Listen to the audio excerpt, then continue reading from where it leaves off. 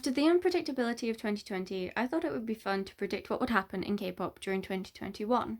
This mini-series will contain 5 episodes that I will hopefully get up before New Year. I will cover the big 4 individually, and the final episode will be other groups and any other thoughts. Please look forward to it. This episode will be focusing on SM.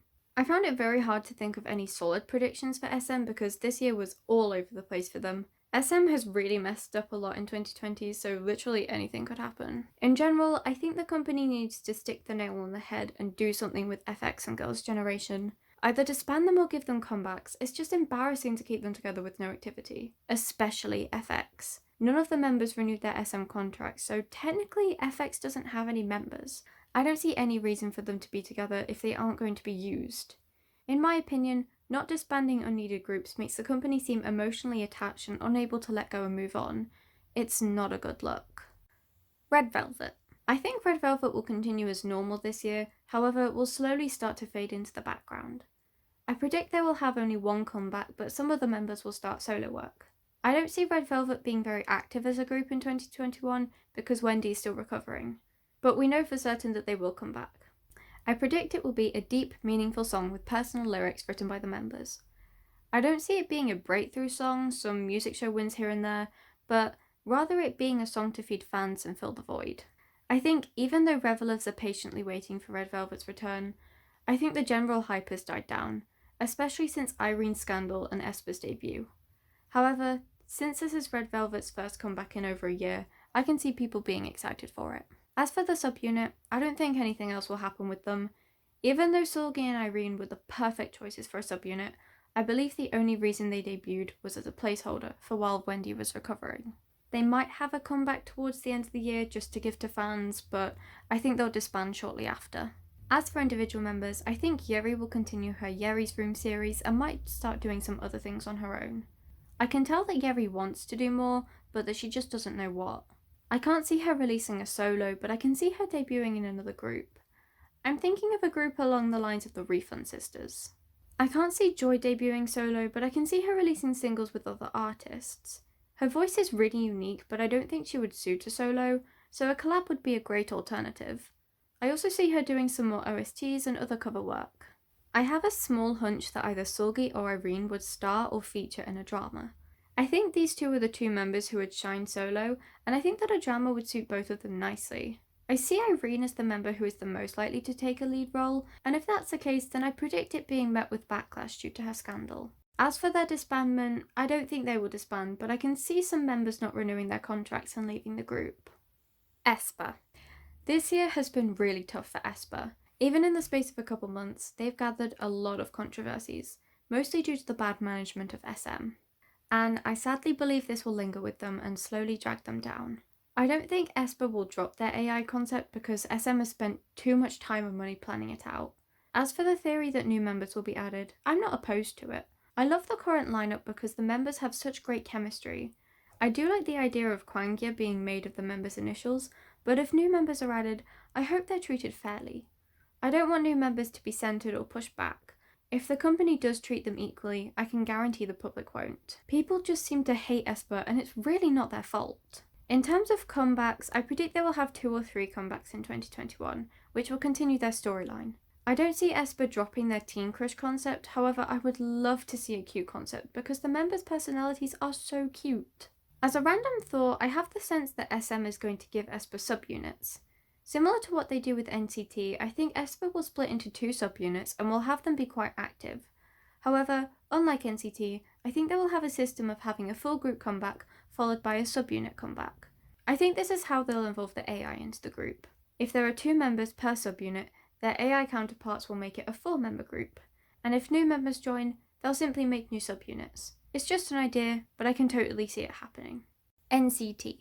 I'm only just getting into NCT, so I don't know much about them. However, I do have a few predictions. Firstly, I think there'll be more controversy surrounding individual members. I think a member will be involved in a drug scandal, but will end up being something harmless. Something similar to BoA importing medication. I also think a member will be involved in a dating scandal. I have a feeling that a member's relationship will be revealed by Dispatch on January the 1st. I think there'll be a lot of backlash, but the member will be allowed to stay in the group. Secondly, I think there'll be some new subunits. I don't think NCT Africa will be a thing.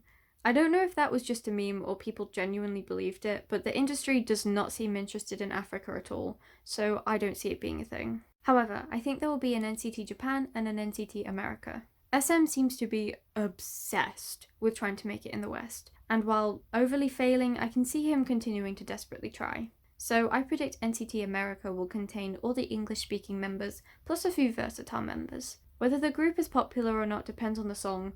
If it's anything like Dropping, then no, it will flop. Since Wavy is their Chinese subunit, I think they will try a subunit in Japan, as Japan is a very easy country for K-pop groups to get famous in. Because of the 2 new subunits, I think we will get a lot of new members, somewhere between 5 and 10, with some existing members joining the units to add some familiarity. I don't know much else about the group, but I don't see an NCT 2021. As much as it was nice getting a load of NCT content towards the end of the year, it felt very excessive and overwhelming. They might try it again in 2022 though. SuperM. SuperM was really easy to predict. Despite many fans voicing their opinions that SuperM is a pointless group, SM just does not listen. As I've said earlier, he is obsessed with trying to make it in America, and I feel like he is too inside his own head to listen to fans. Personally, I think SuperM is failing. Their songs aren't great, and it really pains me to watch their music videos. I would like them to disband, however, I don't think they will. I think SM will keep pushing them into the West with 3 or 4 comebacks next year, but I predict that they will flop and SuperM will start to lose fans and momentum altogether. EXO. I had to do some research for EXO since my knowledge was limited, so take my predictions with a grain of salt. I think EXO will release a group mini-album and repackaged album, but for the most part will remain as soloists. According to the trusty Wikipedia, SM announced that the members would focus on solo work during 2020, as many of the members are serving in the military, and I can see them continuing into 2021. I think Baekhyun will release another hit song and will become a very popular soloist. I think Kai will come back too and will also become very popular. I also predict that Kai will be revealed to be dating another idol, which will stir a lot of controversies, but the couple will remain together. I see the couple even releasing a duet or creating a duo together. Shinee. Again, I had to do some research for my Shinee predictions, and I have done for the remaining artists, so beware that I am not the most knowledgeable and some things I say may be wrong. Shinee have had a very successful 12 years together, and I don't see them stopping. Group promotions have halted from 2018 since 3 out of 4 members were serving in the military. Now they're back and all members are together, I think we will get a lot of group content. I predict that Shinee will release 2 Korean albums and 1 Japanese album. I read that they released a lot of Japanese albums, so I can see them doing a lot of work in Japan as well as Korea. As for individual members, I think Onu, Key and Taemin will release at least 1 mini album, and Minho will debut solo. Taemin is due to enlist in the military sometime next year, so I think he will be the most active. I think he will release a mini album at the start of the year, followed by a Japanese mini album, and a final Korean album towards the end of the year, before he enlists around November time. I will be incredibly sad when Taemin enlists because he is the first male idol who I follow who is enlisting.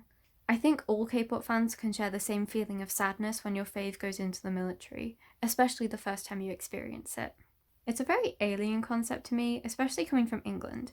People stereotype the military as a final resort and see soldiers as former drug addicts. So I'm proud that the globalization of K-pop is helping people see differently about the military. Taeyeon and BoA.